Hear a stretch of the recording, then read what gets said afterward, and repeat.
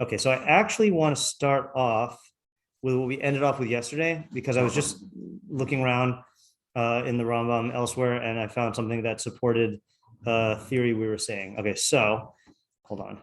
Okay, so we read in Halacha Vav, in Hilchos Talmud Torah, Perek He Halacha Vav, that seemed to have to do with like, we didn't come up with a good phrase for this, but like bodily, like bodily like positioning, right? But even that's not really good. The last halacha we read there was v'lo yikanes im rav lemerchatz, right? You shouldn't go with your rav into a bathhouse. So that we just based on this, we would assume it's like a kavod thing, that like seeing him undressed is like not a kavod thing, which is true.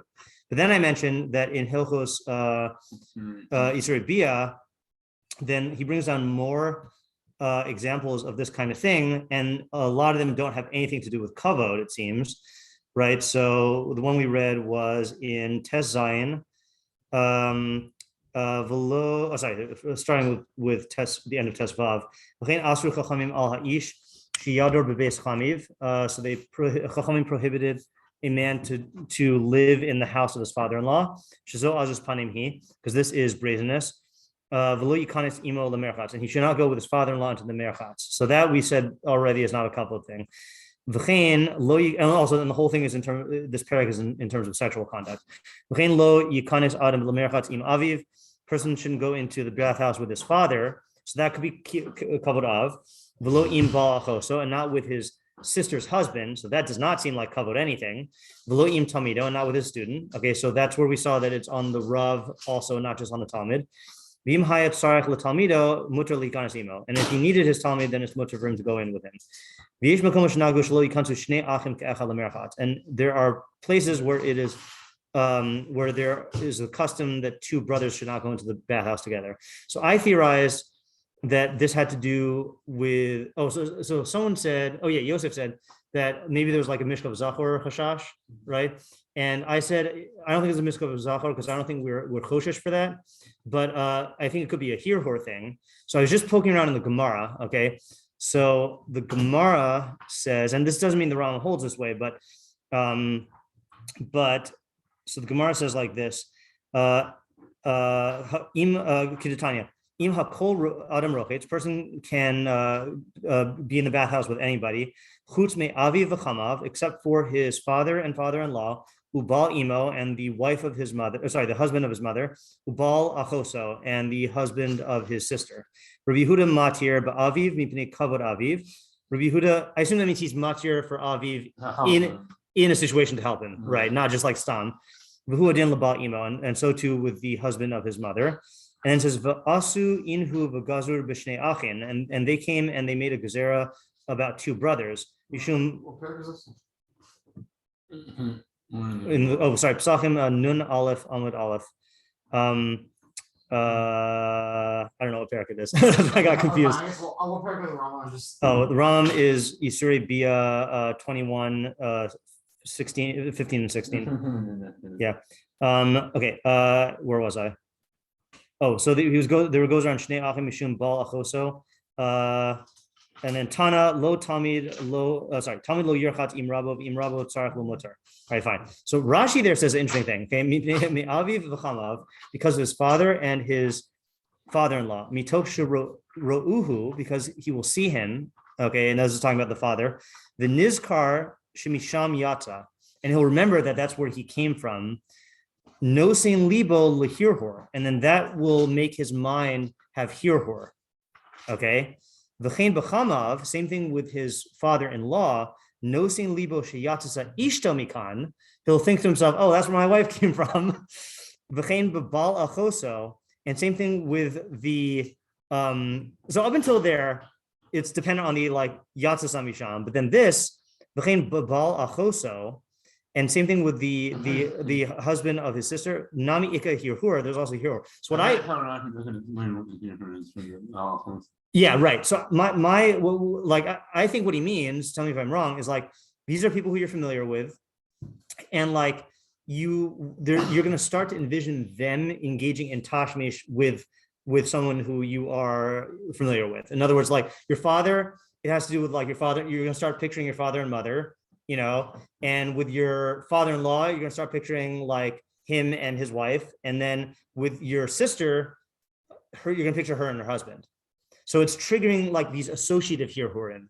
So this is not, I don't even think this is hirur of mishkav zachor. This is just hirur stam. Yeah, Oren?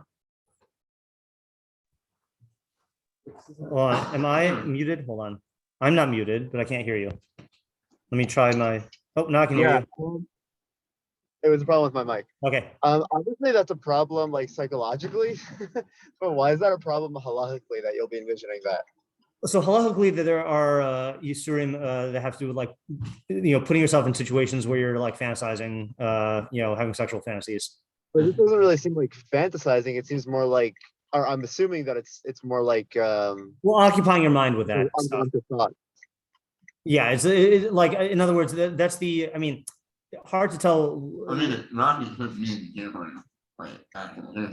Right, it could be fantasizing. Right, it could be fantasizing. But what I meant by fantasizing is like occupying your mind, like dwelling on thoughts of that nature or on imaginations of that nature. Even if it's like intrusive thoughts or something? No, so that's why I'm saying dwelling on. Like, I think I don't think halacha can't prohibit thoughts that you can't control, but halacha can prohibit you to occupy your mind with certain thoughts. Like that's like the isur. That's my understanding of the isur of lo sasuru achar levavchem achar einechem. That there's achar levavchem is Chazal say achar levavchem is minus, v'achar einechem is znus. So achar levavchem is don't stray after your mind. That's heresy, and then don't stray after your your eyes, that's znus, that's like licentiousness or like sexual promiscuity. And so certainly in the realm of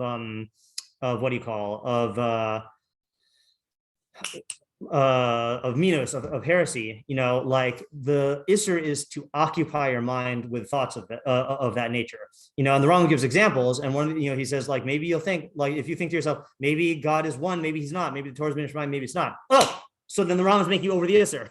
Like, no, obviously not. It's not that if the thought goes into your head, it's usur. It's to focus your mind on that thought, or to occupy your mind with that thought, or to not try to deviate your mind from that thought. Similarly, like if you're learning, let's take an innocent area. Or no, let's say you're learning the halachos of adultery, or you're learning about Zimri and Cosby, and like how they committed an act of promiscuity in public. So like the thought goes into your head.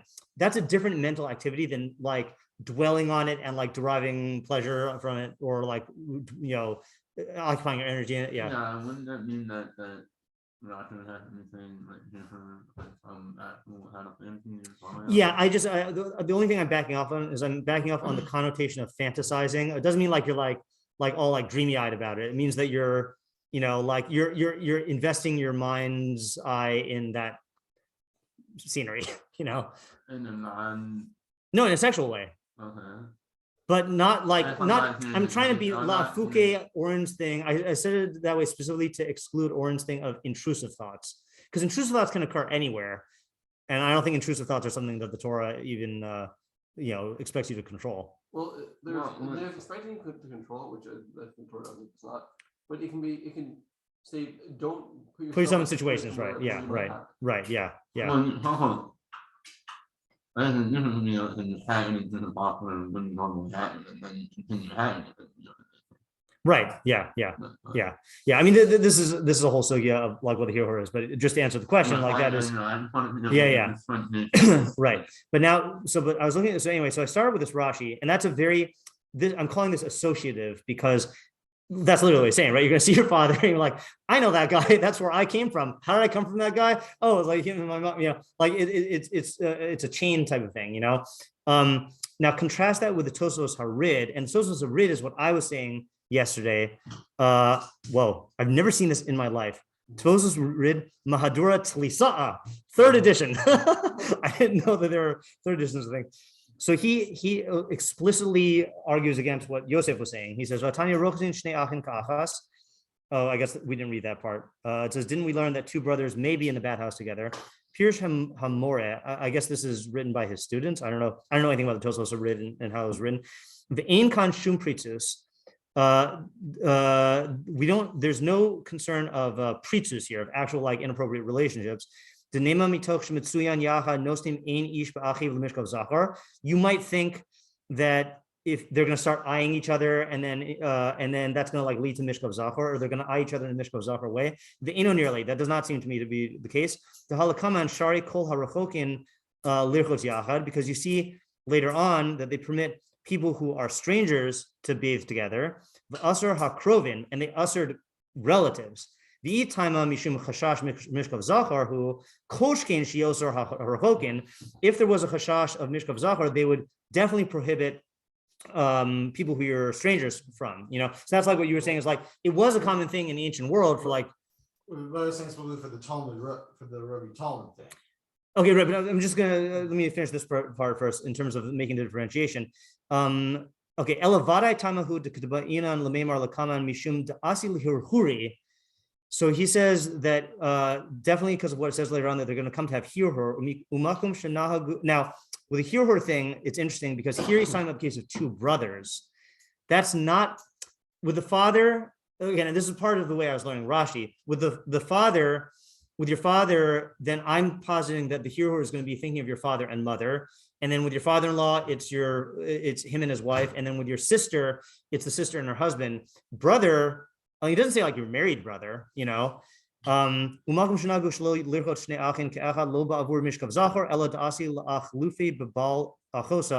weird. I missed that line.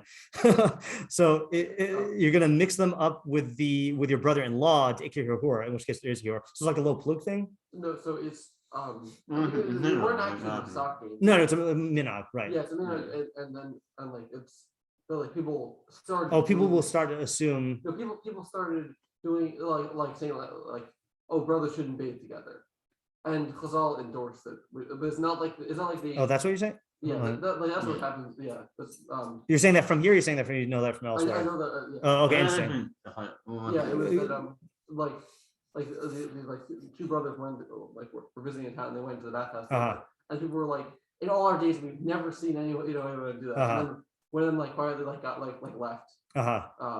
Because wasn't that an example of not endorsing the minhag? No, that they did because they left. How did it go after them?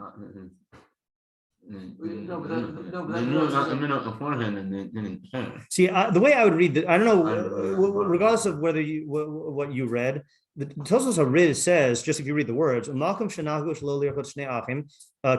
place where they are accustomed for two brothers to not bathe together, lo ba'avur mishkav zachor, that's not because of mishkav zachor, ela da'asi lachlufe b'balachoso. You're going to come, it's like a low plug, you're going to come to mix them up with. I don't think it means that you don't think your brother is. No. It's saying like Rashi that. Yeah, I mean, you're going to mix up the halacha. You're not going to mix up. Yeah, right. Yeah, I just want to clarify. It's not like Chazal were like, this is like they didn't institute this, but. Yeah, no one said that. Everyone says it's not good, right? Yeah. Right. Even the Rambam we read says of yesh makomos. Right. Yeah. Anyway, so the whole point of bringing this up is that that this confirms my suspicion. I mean, I think it was a reasonable suspicion just based on the Rambam that there's two layers here of there's one is a kavod harav issue, but then there's also a some sort of hiur issue. Even though we didn't see anything specifically about the hiur with your rav, yeah. How can it be kavod harav issue? If it's a mitzvah on the rav. Oh no, this is the one on the rav is not a kavod harav issue. The one on the Talmud not bathing with the rav is on kavod harav. Where does it say the Talmud can't bathe with the rav? Isn't it just saying the rav cannot bathe with the Talmud? No, lo yikanis im rabba lemerchatz is directed to the Talmud, right? Okay, right in Talmud Torah. Okay, so I think that's. I just wanted to clear that point. It sounded to me like this was what they are trying to make it. Oh no! So I'm bringing the Tosfos HaRid because it was an explicit rejection of what Yosef was saying that it was a mishkav zachor thing. He's saying it's not a mishkav zachor thing; it's a hiur thing. Yeah. Okay. All right. So now let's go back to Talmud Torah, and since we finished that up, we'll go on to the new halacha of Vav 2, the sequel, the much anticipated sequel. Yesh lo yeshiv b'makom ravo. You may not sit in your rav's place, right?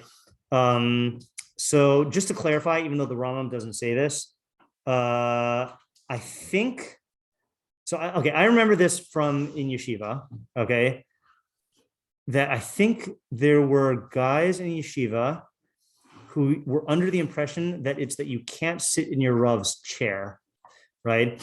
And I don't think anyone holds that. I think because the halacha is that you can't sit in your Rav's place, So like, for example, like if you watch, we don't really have a place in this yeshiva where Rebbe gives shiur, but like I remember in the old yeshiva, then he gave shiur in the middle of the base midrash, and when someone would give shiur, like let's say like when Rabbi Zucker would give his yahrzeit shiur, he would just move the table like to the side and be sitting there, even though it's the same chair. I'm not aware of any shita that says it's the chair, but every time I've taught this halacha in Kibbutz Avim to students in high school, a lot of students are under the impression that they can't sit in their father's chair.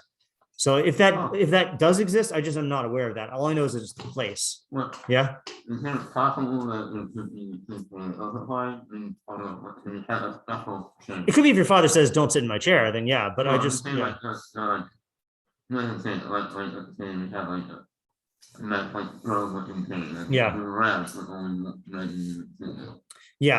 don't know. I've never heard of such a thing. It's conceivable, but I've just never heard of such a thing. I was thinking there's something similar also ordinance centers, but then that I think I don't know, but like maybe like if there's a specific thing that's like like your parents' thing or your Rav's thing, then like that might I could see saying it would still be a violation of this cover, not like in a structured way, like it's like also in his chair, even if it's the same exact chair. So I'll show you which category it might fall into, but I'm glad you're saying it not in a structured way, because I just don't think that there is a specific halacha like that. Yeah, Oren? With regards to that anecdote that you just said about whichever rabbi that was in yeshiva who would move the chair a little over, is the halacha that you can't be in your Rav's place just stam, or is it that you can't be in your Rav's place as in when your Rav is there? Like you can't take his place when he's around. It's a good question. I'm under the impression that it's that even when he's not there.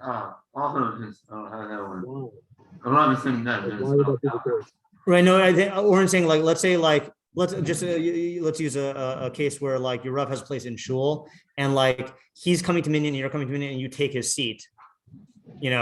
Oren's asking is like it's only when you take his seat or like even to be there when he's not there. And I'm saying I think it's even when he's not there. Yeah. So like the chair that you're sitting in right now, like that part of the seat, like can we just not sit there because that's where every single one of the Rebbeim sits basically? Well, remember that this is only about your Rav Muvhak, right? This is only your main Rav, which we haven't defined yet. But yeah, this is the place where like I asked for Pesach if I can sit here. When this is back when Pesach used to give shiur here. I don't know. He gives shiur in there now, right? Oh, okay, fine. Yeah. So I asked for a Pesach. I've only asked for a Pesach, and I never had to ask Rebbe because I wasn't giving shiur when Rebbe was here. But so just your Rav Muvhak. But yeah, you'd have to ask permission. That changed. Has what changed? I'm thinking like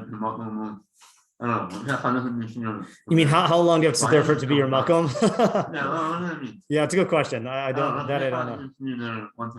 Right, it's a good question. I don't know the answer. Yeah, because presumably, like, let's say for example, like I don't know, like the Rav would give shiur in Boston. Like, was it once a week? Was it a couple times a week? I forgot. Whatever. Let's say such and such a Rav gives a once a week shiur, and everyone comes for that shiur. Like, people are going to regard that as his seat, right? Like, but I don't know. I don't know the answer. Yeah, I mean, is this like? I feel like the Achronim would deal with that. Yeah. I feel like there's like an intuitive sense of what is someone's seat. Yeah, if someone's gonna say, "Are you sure you're allowed to sit there?" then that means you're not allowed to sit there. Yeah, something like that. Yep. Okay. So if you're like, "Whose seat is this?" and they're like, "Oh, Right. Okay. There was one more thing I was gonna say about that. I don't remember. Okay.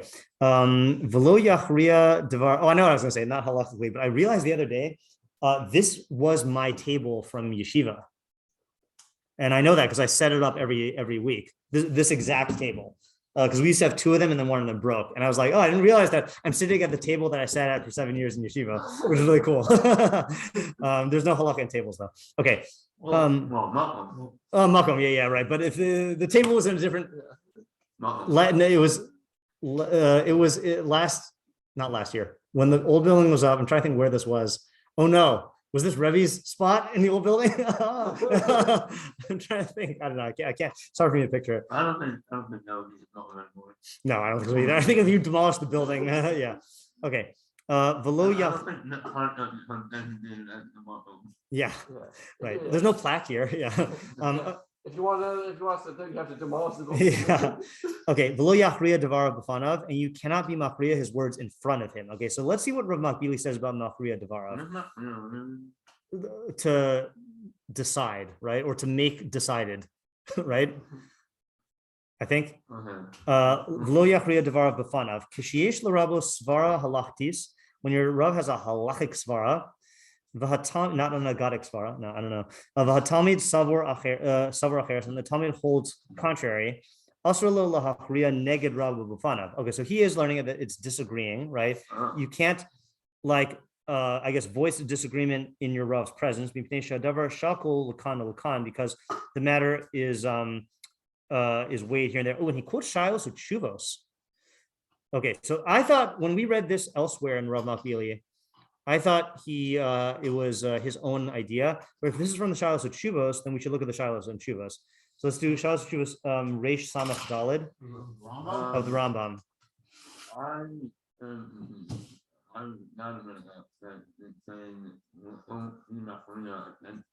that sounds like the one. Lo Yisro Devav, right? That's what I said yesterday. Yeah. Yeah. Right. So let's see.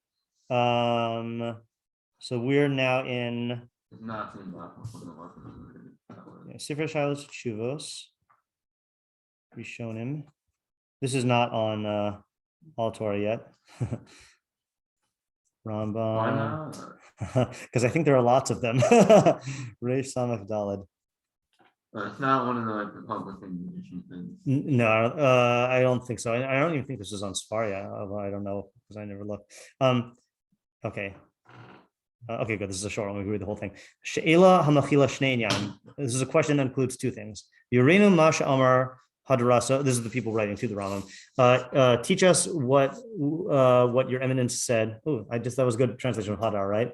Your eminence, his eminence. Beperak hachamishi min Hilchos Talmud Torah. B'davar hahis nahagus im harav v'lo yachriya devarav. This is a straight up question. Rambam Bekius explains us what you mean by you shouldn't be machria devarav, right? Eich tsuras hadavar zeh. What is the form of this? Okay, that's a great question. Ba'od mash amar hadraso beperak hashavi'i mioso hahalacha atma beperak hashavi'i. What? Of that same halacha, meaning of that same halacha section. Vafilu nida atzma al da. This is about the nidui. All right, so let's skip the second question because we're not there yet. Let's just look at the answer. Tshuvah hachra'as devarav hi. So the answer is that the hachra'as devarav is sheti l'rabo svara b'inyan ma shel prat shebahalacha. Okay, so this is Rambam Bekius really summarized. Okay, your Rav has a svara in regards to a particular in halacha. The Yomar HaTalmid, and the Talmud says, Shema shenirlo umiskabel etzlo hu eno mash amar harav. Talmud says that which seems apparent to him and is accepted by him, like seems acceptable to him, is not what the Rav said. Harizeh asur lo. This is asur for him. Me'achar sha'adavar shakul lishnayim ve'efsharis bo shtei deos. Because it's equal. And there's two possibilities there. It's a really interesting case. You should not, I think I translate Yachri now as override. Override your Rav Svara on account of your own Svara. Yeah, so that, it sounds like a very specific case, right? So it has to be in halacha, a machlokas in halacha between your Svara and your Rav's Svara. It has to be equal. And then you have to decide against that. It can't mean in your mind, right? I mean, it must mean but the Rambam says though, b'fanav, right? It looks like he said more about stira. About stira in the tshuvah? Yeah. I thought that was in nida. But tzuras nida atzma al das hi shechayu atzma. You mean after the nida thing? Yeah. I mean, I didn't fully read it. I was just. This is about the nidui, I think. Yeah. You were gonna say, Chaim? That is what the Rambam means, and saying that, and it seems even if it's like double shuffle and you still agree with him, I think that like how the woman you be so you would think so, right? Yeah, it's difficult. Yeah. Right, it is difficult. Yeah, we'll think about that in a second. But let's just finish the sentence in the Rambam, and then I didn't realize we didn't finish the sentence, and then we have to do the rest of the Rambam Bekius. So in the sentence, it's oh sorry.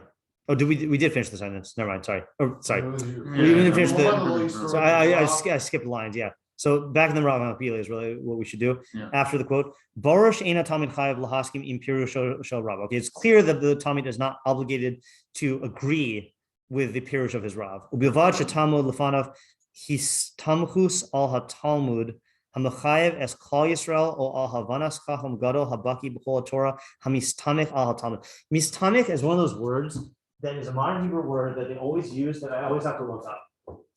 Does it have to do with haskama, or am I just missing something? Missing the dyslexifying the words? No, smach. His tamkus. What is his tamkus? His tamkus is reliance. So what is the sentence here?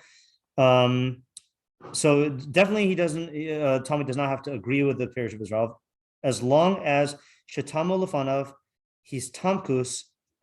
Al Talmud hamachayev es klal Yisrael o al havanas chacham gadol habaki b'chol Torah hamistamich al Talmud.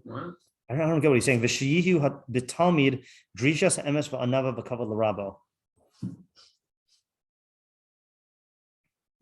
What is he saying? The bilvad is also throwing me off. Provided that you should talmud lefanav, that you stand before him. His tamkus relying on the Talmud, hamachayev es klal Yisrael, which is obligatory for all klal Yisrael. O al havanas chacham gadol habaki b'chol Torah hamistamich al Talmud. Or if he's relying on the understanding of a chacham gadol who's a baki in kol Torah and who is relying on the Talmud. In other words, like this. Like if let's say tell me if this is what you're gonna say. Or actually, you can go ahead and say it. Let's say like we're in shiur and Rav Pesach gives a svara, so I can't be machria with my own svara, but if I say, but Rav Moshe said blah blah blah, then that's fine. That's not my svara. I'm being mistamech al havanas chacham gadol habaki b'chol Torah hamistamech al Talmud. Yeah, I'm relying on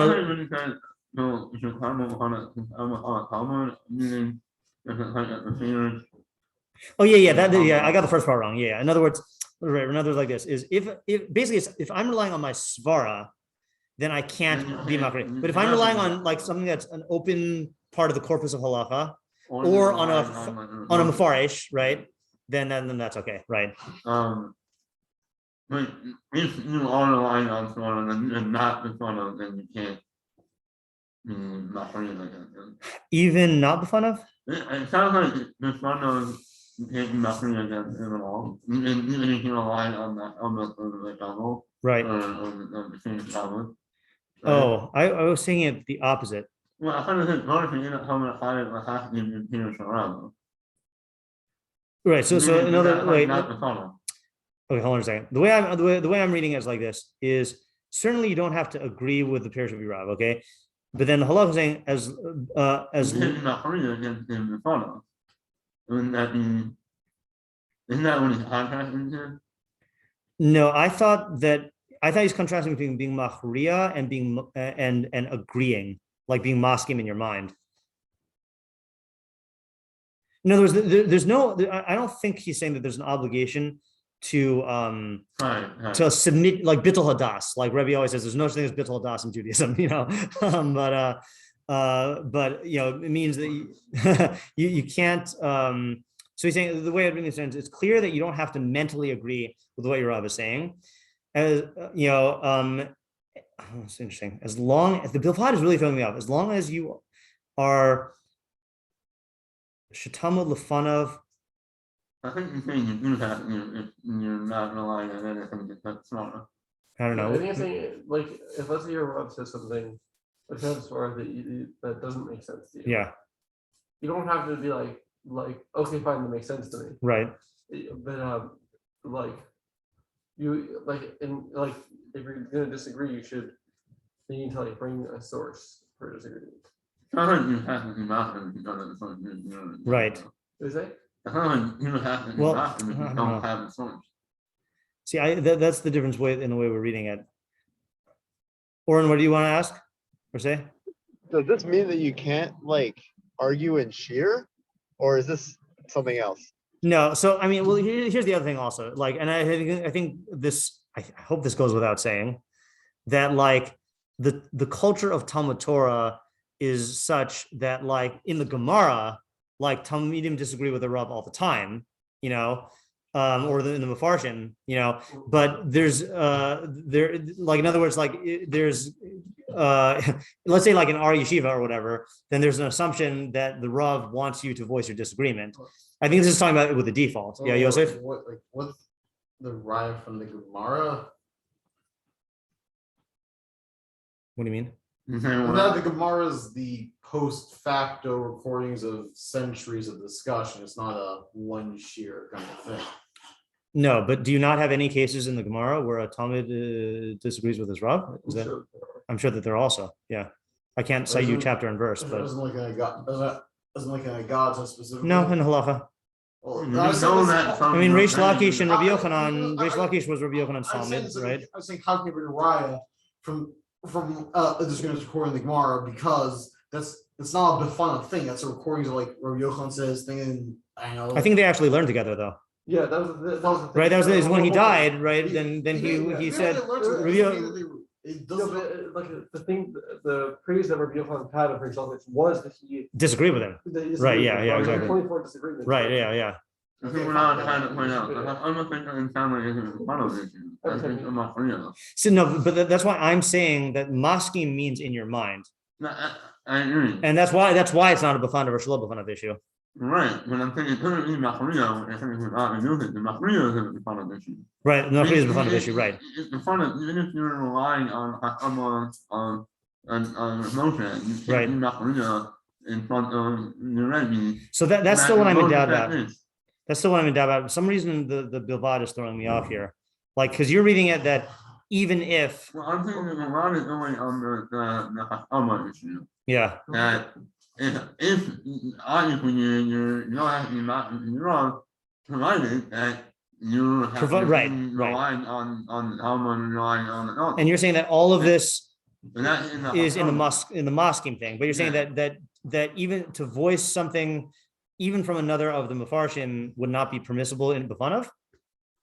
Like if I'm learning in shiur and my Rav didn't give me permission, and my Rav says something, and then you point out that goes against Rashi, like is that being machria devarav? That's usher? That's to me hard to say.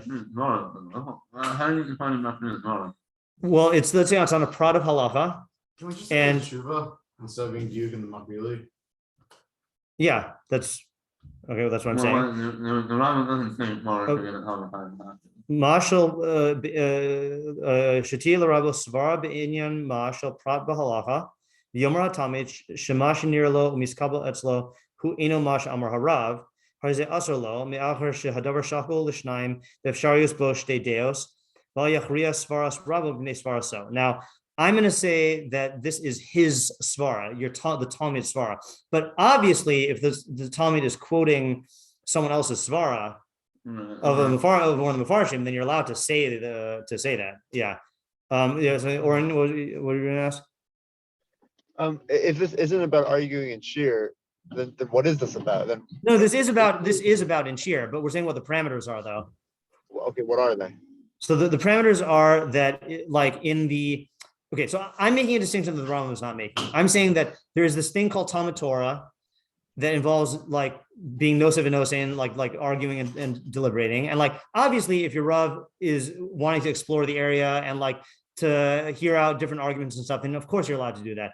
But when the Rav says, okay, we learned the sugya, and like, I think that this is what the psak should be. And you say, au contraire, I think this is what the psak should be. then that's different than like debating and exploring the issue. That's like going against your Rav's conclusions. Yeah, that's Just one second. Yeah, Oren. But then what's the chiddush there? What's the havamina that you could go against your Rav's psak? Like, haven't we already covered this? So passing against your Rav, we've already established you're not allowed to do. But even voicing a disagreement with your Rav's halakhic conclusion, I think that is a chiddush. Like I'll tell you, I don't know if this is in that category, but an expression I've heard Rebbe say on multiple occasions is like, someone will point out that like a good svara, in regards to something that the Rav had already paskined, and like Rebbe will like say like kvar hura hazakin, like the zakin already paskined. Now I don't think he means I can't paskin against Rav Soloveitchik, because that's just not true. But he means I get the kabut sense from there that like he doesn't want to voice disagreement with his svara. Yes, Yosef. Wait, Rabbi, what's the difference though between psak and between your rabbi's conclusion? Sorry, you gotta say again, Oren, I couldn't hear you. What's the difference between a rabbi's psak and a rabbi's conclusion at the end of a sugya? Because to me, they sound like exactly the same thing, which would mean that this isn't a chiddush because we've already covered this. Right. So the way we did say that earlier, it did sound like the same thing, right? That the hora is a natural outcome of psak. I don't know if the Rambam is saying that. It sounds like he is. Sounds like to him. Yeah, actually, I don't know. Yeah, Chaim? It's not talking about like hurrah. No, he's not talking hurrah, right. But Oren's question though was like, if your Rav comes to a conclusion in a prod of halacha, would that not be tantamount to hurrah? No. Okay, why not? I mean, from that happened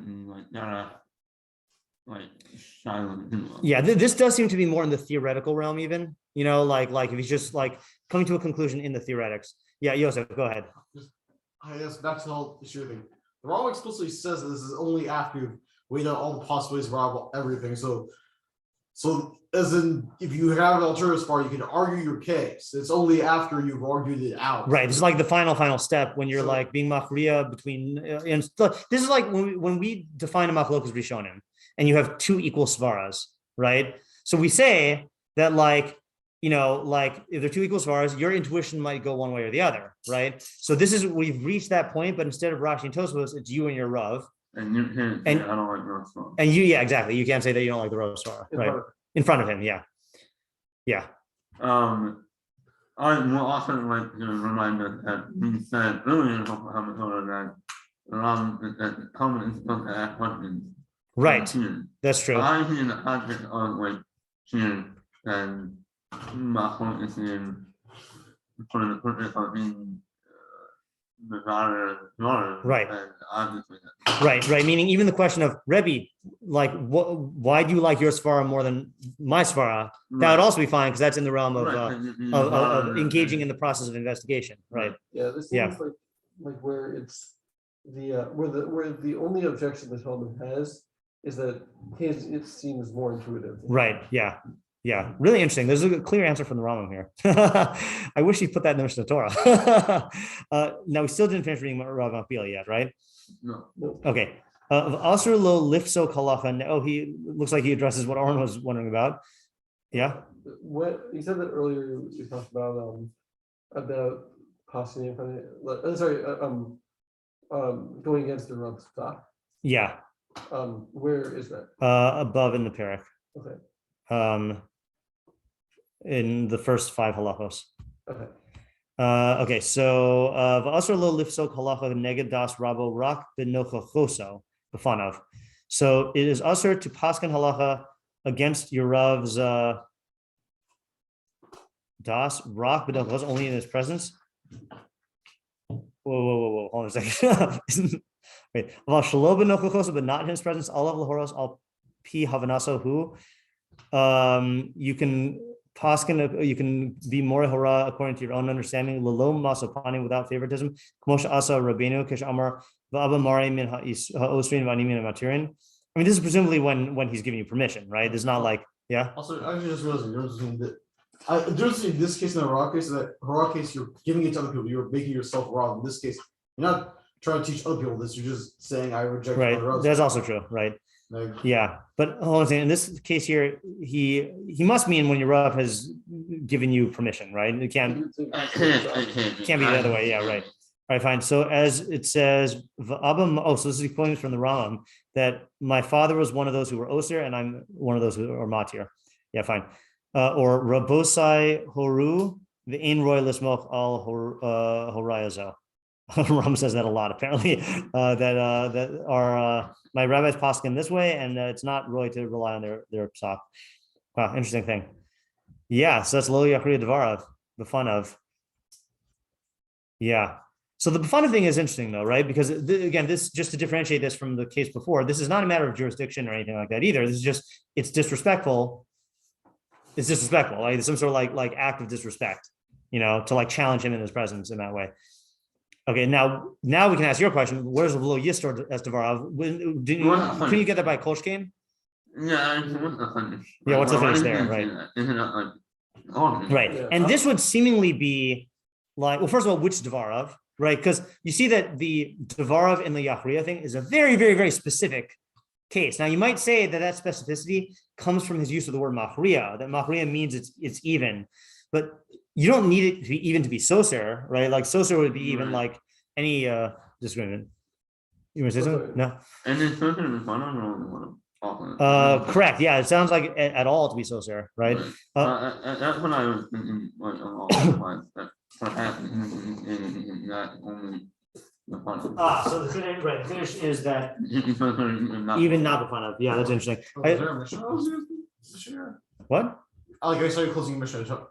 Oh, it's mission Torah. I thought it was mission. Yeah, nope. I just want to see if there is, since there's no Rambam Bekius on Sosa, right? No. So let me just see if Kafik brings down any other magical tshuvos that like somehow spell is out. I wouldn't have my opinion call.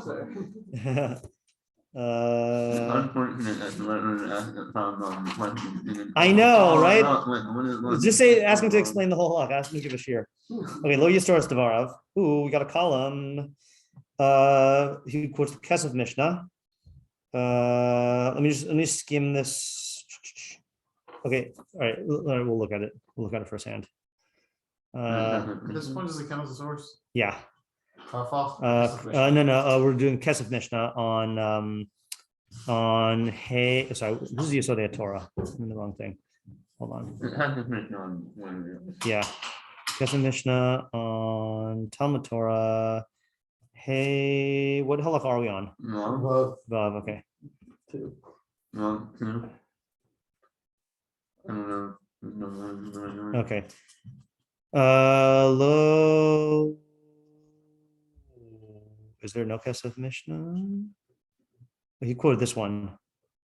Okay, let's just see this. Mash Kasef v'lo yeshiv b'makomo b'makom rabo per comment kedushin ezehu mora lo yeshiv b'makomo v'lo yisoser estevara v'lo machrio klomar lo yeshiv b'makom yuchad la'aviv lamo sham b'sod zkenim leita. So I remember seeing this also. So he says that not sitting in your father's place does not refer to like the chair at the dining room table. It means like to occupy his place in the council, in the Jedi Council. Right? He says Lamo Cham besod Zakanim La'etza to take his place in the council of Zakanim. That's interesting. What? Oh yeah, right. That's where the word chair come from, like chairperson, right? Yeah. See, this is where I got it from. That's not where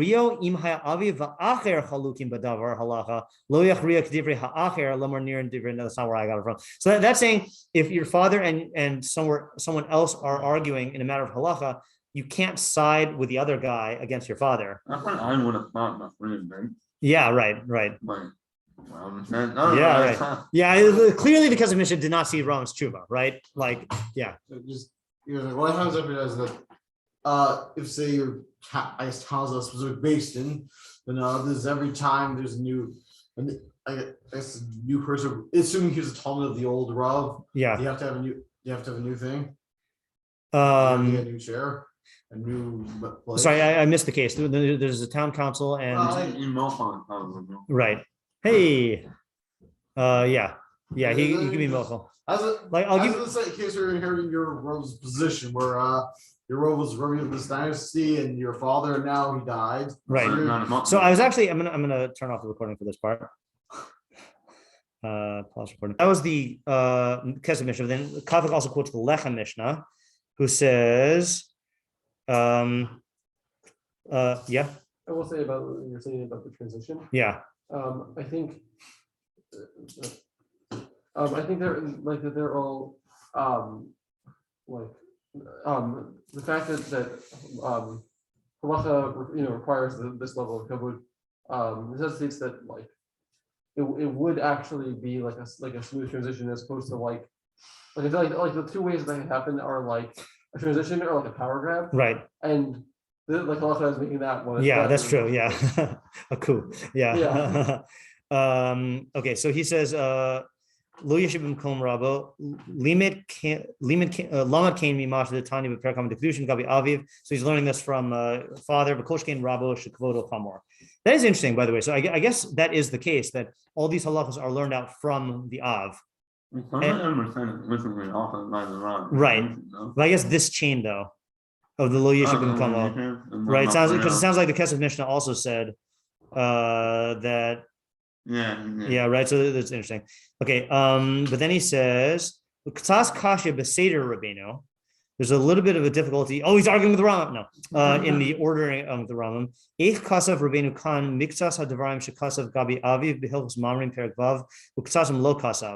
I was wondering that myself. That certain things the Rambam writes in one place and not the other. Okay, Devade bekulam chayav al rabo mikol shekain da'aviv. All of the things he writes about the father, you would be chayav in for your rav from a koshkein. If it came into samach kan mixas hadavarim lama lo samach al ashar mihu yesh lamer de'en chashash b'zeh. What? In chashash b'zeh, like we don't have to worry about the things he omits, or we don't have to worry about why the Rambam did it. Let me just see how Kafech. I think so, right? But said by the by the av that are not said by the rav. And that's why it's a problem because it should be a koshkein from the av to the rav. Maybe like certain things wouldn't make sense. Yeah, we should look. Well, I read this. You want to look up the Mamrim one and just see the difference? Vav. Yeah, I'm just going to pause the recording here, and maybe we won't figure it out today. He says, Kavik says, Mihu yesh lomer. Sorry, he says, but ma'ayin sham, someone who looks there in Mamrim, Yireh, he'll see shlo hishmid rabbeinu ela lo omed b'makomo. The only one he omits is you shall not stand in his place. Now, I thought not standing in his place is what the Kesef Mishnah said not sitting in his place refers to. And not sitting in his place refers to sitting in his place, literally. Okay, but let's see what he says. Hamor b'braisa de kiddushin v'kasa rabbeinu sham b'mamrim hishmitz kan. So Rambam wrote it, don't stand in his place in Mamrim, but omitted it here. V'tema shagama Kesef Mishnah kasher hevi braisa de kiddushin hishmita b'ni yudei lama. So the Kesef Mishnah also omitted it. V'nachon shemashkas rabbeinu kan ena braisa de kiddushin k'divrei Kesef Mishnah lo lamad l'rabo mikoshkein me'aviv k'moshkas velachem Mishnah ela Pasuk Rabbeinu Khan pure Lashon Rabbeinu Khan Lashon Hasifra Parshas Kedoshim Amor Barav Lo Yeshu B'Makomo Lo Medaber B'Makomo Lo Soser Estvarav Deleisha Sham Lo Omed B'Makomo. So in other words, in the Sifra it says Lo Yeshu B'Makomo, and then it says Lo Medaber B'Makomo. You shouldn't speak in his place. Now that sounds like what he said on the council, right? Don't speak in his place. And then it says Lo Soser Estvarav, and don't contradict his words. So Kafik says that the fact that the Leisa Sham Lo Omed B'Makomo Rabbeinu Medaber Machria Medaber Pirish Rabbeinu Medaber Machria. Okay, so he's saying